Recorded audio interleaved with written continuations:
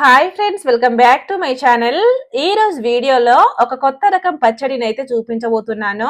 చాలా రుచిగా, నోటికి ఎంతో కమ్మగా, చాలా బాగుంటుందండి. ఇంట్లో ఎక్కువ కూరగాయలు ఏమీ లేనప్పుడు గానీ లేదా కూరగాయలు కోసే ఓపిక లేనప్పుడు ఇలా కొత్తగా ట్రై చేసి చూడండి, చాలా బాగుంటుంది. అదే విధంగా ఈ పచ్చడి చేయడానికి ఎక్కువ టైం కూడా పట్టదండి. చాలా సింపుల్ గా చేసుకోవచ్చు, చాలా తక్కువ టైంలో. కాబట్టి తప్పకుండా ఒకసారి ట్రై చేయండి. అలాగే వీడియోని మాత్రం ఎక్కడ స్కిప్ చేయకుండా పూర్తిగా చూసేయండి. ముందుగా ఈ పచ్చడి చేయడం కోసం అయితే పాన్ లోకి ఒక 4 స్పూన్ల దాకా పల్లీలను వేసి వేయించుకోండి. ఈ పల్లీలను మీడియం మంటపై బాగా ఎర్రగా వేగే వరకు అయితే వేయించుకోవాలి.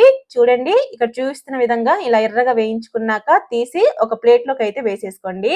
అలాగే ఇవి పూర్తిగా చల్లారాక పొట్టు తీసి పక్కన పెట్టేసుకోండి. పల్లీలను చక్కగా వేయించి తీసేసుకున్న తర్వాత ఒక మిక్సీ జార్ ని తీసుకొని అందులోకి ఒక 3 మీడియం సైజ్ ఉల్లిగడ్డల్ని ఇలా కొంచెం పెద్ద ముక్కలుగా కట్ చేసి వేసుకోండి. అలాగే ఇందులోకి గుప్పెడు కొత్తిమీరను కూడా వేసుకోవాలి. ఫ్రెష్ కొత్తిమీర అయితే టేస్ట్ బాగుంటుంది. తర్వాత దీంట్లోకి మనం ముందుగా వేయించి పెట్టుకున్న పల్లీలను కూడా వేసుకోవాలండి. ఇలా పొట్టు తీసి వేసుకోండి. నెక్స్ట్ ఇందులోకి ఒక రెమ్మ కరివేపాకు, అలాగే ఒక 4 పచ్చిమిరపకాయల్ని కూడా వేసుకోండి. తర్వాత ఒక 1 టీ స్పూన్ వరకు జీలకర్రను వేసుకోండి. అలాగే ఒక 6-7 వరకు పొట్టు తీసిన వెల్లుల్లి రెమ్మల్ని కూడా వేసుకోవాలి. ఇవన్నీ వేసేసుకున్న తర్వాత ఇందులోకి చిన్న ఉసిరికాయ సైజ్ అంతా చింతపండును కూడా వేసుకోండి. చింతపండు వేసుకున్న తర్వాత ఇందులోకి ఒక 1/2 టీ స్పూన్ వరకు పసుపును అయితే వేసుకోండి. అలాగే ఒక 3 టీ స్పూన్ వరకు కారాన్ని కూడా వేసుకోవాలి. చివరిగా ఇందులోకి రుచికి సరిపడా ఉప్పుని వేసి వీటిని బాగా మిక్సీ పట్టుకోవాలండి. మరీ మెత్తని పేస్ట్ లా కాకుండా కొంచెం కచ్చపచ్చగా అయితే రుబ్బుకోండి. చూడండి, ఇక్కడ చూపిస్తున్న విధంగా ఇలా కొంచెం కోర్స్ గా గ్రైండ్ చేసుకున్నాక ఇప్పుడు స్టవ్ పైన పాన్ ని పెట్టి అందులోకి ఒక 3 టేబుల్ స్పూన్స్ వరకు ఆయిల్ ని అయితే వేసుకోండి. ఈ ఆయిల్ బాగా వేడైన తర్వాత ఇందులోకి పోపు దినుసుల్ని వేసి చక్కగా వేయించుకోవాలి. ఇక్కడ నేను ఆవాలు, జీలకర్ర, శనగపప్పు అండ్ మినపప్పును అయితే వేసుకున్నానండి.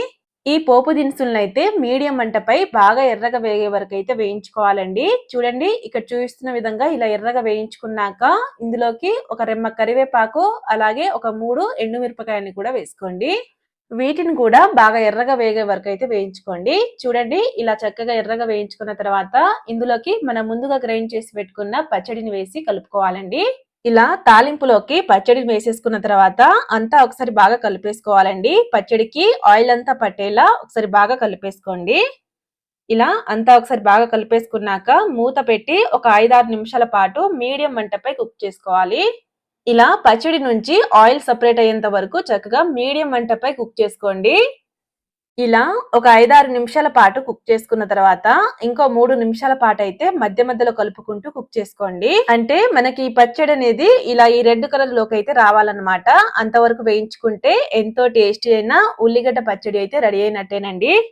ఈ రెసిపీ కనుక మీకు నచ్చినట్టయితే లైక్ చేసి సబ్స్క్రైబ్ చేసుకోండి. అలాగే పక్కనున్న బెల్ ఐకాన్ కూడా ప్రెస్ చేయండి. Thank you.